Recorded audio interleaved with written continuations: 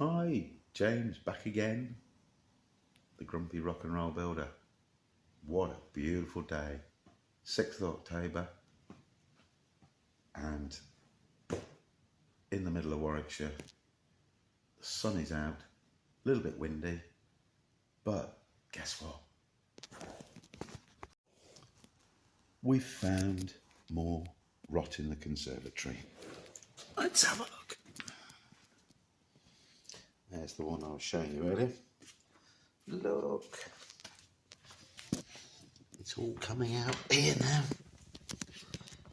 Just been along with my chisel. Look, you see, sinks straight in. Lovely. So, it's all got to come out. It's all soaking wet.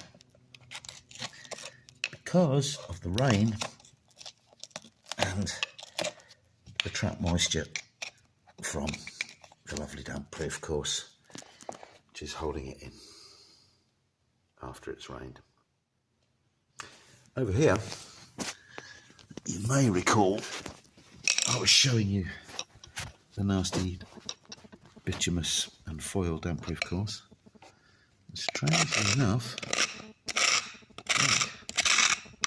where it was, I don't know if you can see that, when I took it out 2 days ago. Yeah, it's dry. The concrete is dry.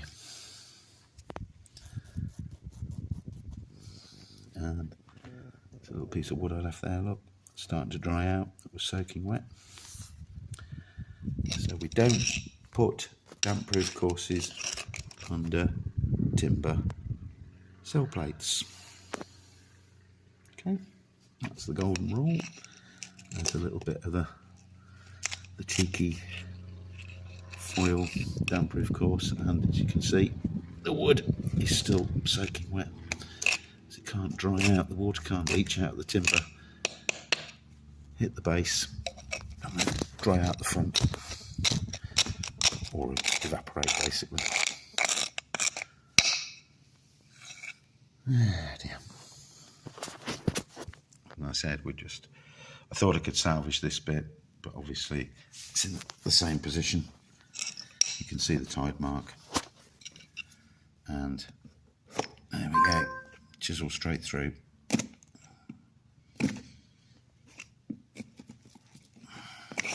It's just rotting away.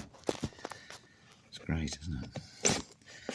And if any of you carpenter lads out there going, "Oh, that's a shit chisel you're using," well, it's a shit job. So I can't afford fancy Japanese chisels or whatever, but it's just disappearing, pulling out chunks of timber here.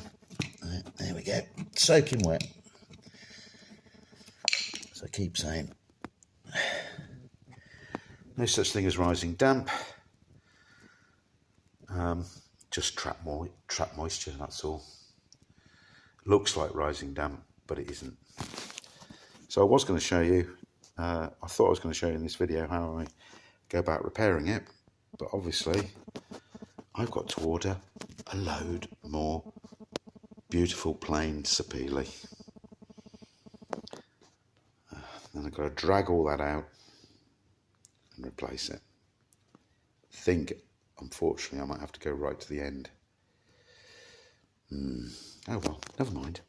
Thanks for watching. Bye.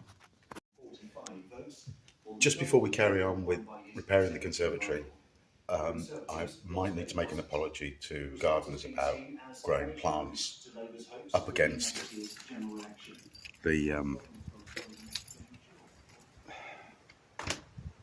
back of buildings, or up walls. It's trees really I'm more concerned about, tree roots getting into the drainage system. Ultimately, when they get really big, then they will cause heave issues on the foundations. This is the reason why I should make an apology. Let me just show you. As I explained earlier, my mum's garden, which is a good size for England, as you can see, vines. And the other thing you can see is plants up against the house. Okay, not trees, admittedly. But we're currently at the beginning of October in Warwickshire in England. And let me just show you something. This is a plant that my mum and dad planted, I think, 30 years ago. So this is a 30-year-old vine. Yeah, grapevine. Look at those beauties. Absolutely stunning. Laden with fruit. Yeah, in miserable old England.